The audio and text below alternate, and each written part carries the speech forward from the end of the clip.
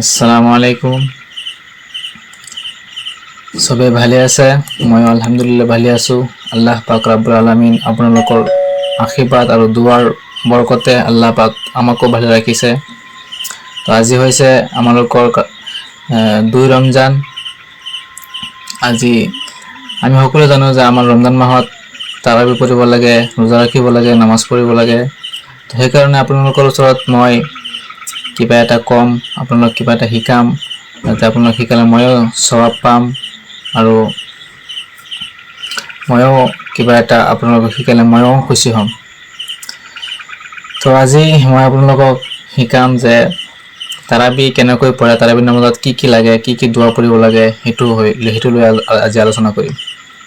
তো আজি হৈছে তাৰাবি নামাজ পঢ়িবলৈ গ'লে আমাৰ দেখিব পাওঁ যে বহুত মানুহে তাৰাবি নামাজত নিয়ত বান্ধিব নোৱাৰে আৰু যেটো নাকি 4 ৰাকাত পঢ়াৰ পিছত বহি এটা দোৱা কয়, সেইটো দোৱা নাজানে আৰু মোনাজাতটো কি কৰি পঢ়িব লাগে সেইটো নাজানে। সেইকাৰণে আজি আপোনালোকক এইকেইটা বস্তু আমি আপোনালোকক শিকাই দিম। আপোনালোকে আশীৰ্বাদ মন দি চাব আৰু দোৱাখিনি গোটেইখিনি দোৱা শিকিব আৰু আমাৰ কাৰণে দোৱা কৰিব। যোনে আমাৰ চেনেলত নতুন আহিছে সবে সাবস্ক্ৰাইব কৰিব আৰু এইবিলাক হাদিস শিকিবলৈ আৰু যিকোনো আপোনালোকৰ ওচৰত কি সৱাল কি শিকিব লাগে, কি সুধিব লাগে সুধিব কমেন্ট কৰি, মই ইনশাআল্লাহ আপোনালোকক উত্তৰ দিব চেষ্টা কৰিম। তো ভিডিওটো শুৰু কৰো। প্ৰথমতে হৈছে যে তাৰাবি নামাজৰ নিয়ত কেনেকৈ বান্ধিম। যোনে আৰবী নাজানে তাৰ কাৰণে হৈছে যে মই এই ইমাম সাহেবৰ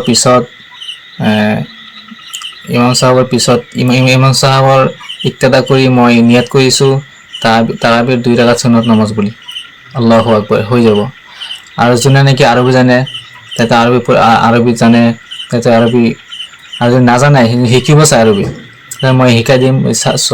চাইডত আছে অসমীয়া ভাষাই দি দিম মই, আপুনি শিকিব সহজ হয়।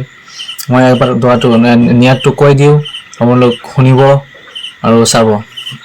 যে নামাই তুআন উসাল্লি লিল্লাহি তাআলা রাকাতাই সালাতুত তারাবি সুন্নাত রাসূলুল্লাহ সাল্লাল্লাহু আলাইহি ওয়াসাল্লাম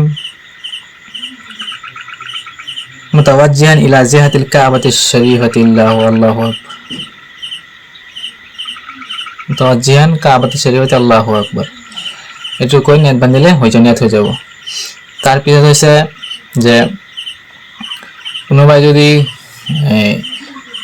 তাৰাবিৰ 4 ৰাকাত পঢ়ি যেটো দোৱা পঢ়িব লাগে সেইটো নাজানে, সেইটো দোৱা মই কৈ দিওঁ আৰু স্ক্ৰীনত দি দিম, আপুনি চাই ল'ব আৰু শিকিব চেষ্টা কৰিব। দোৱাটো হৈছে সুবহানাল ইজ্জতি ওয়াল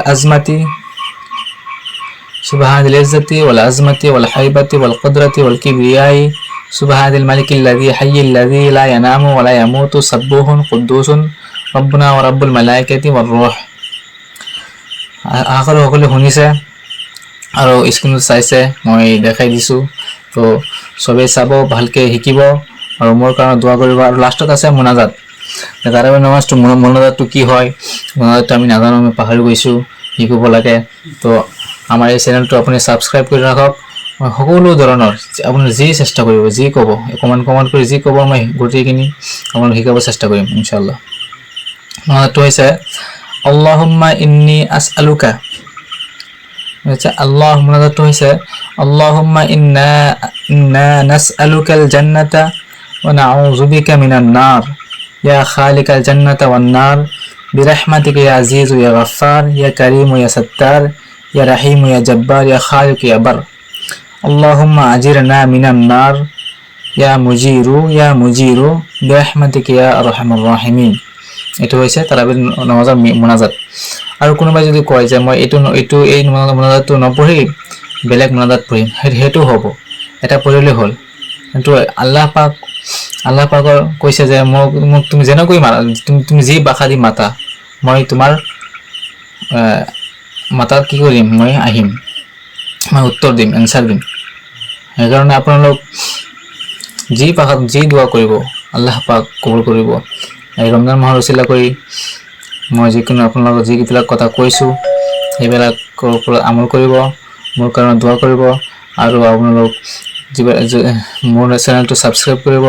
মই যাতে আৰু আপোনালোকৰ ছাবস্ক্ৰাইবাৰ আপোনালোকৰ কাৰণে মই আৰু যাতে ধুনীয়া হাদিছ কোৰাণ শিকাব পাৰোঁ আপোনালোকক, সেইকাৰণে মোৰ চেনেলটো ছাবস্ক্ৰাইব কৰি ৰাখিব ইনশাআল্লাহ। আসসালামু আলাইকুম।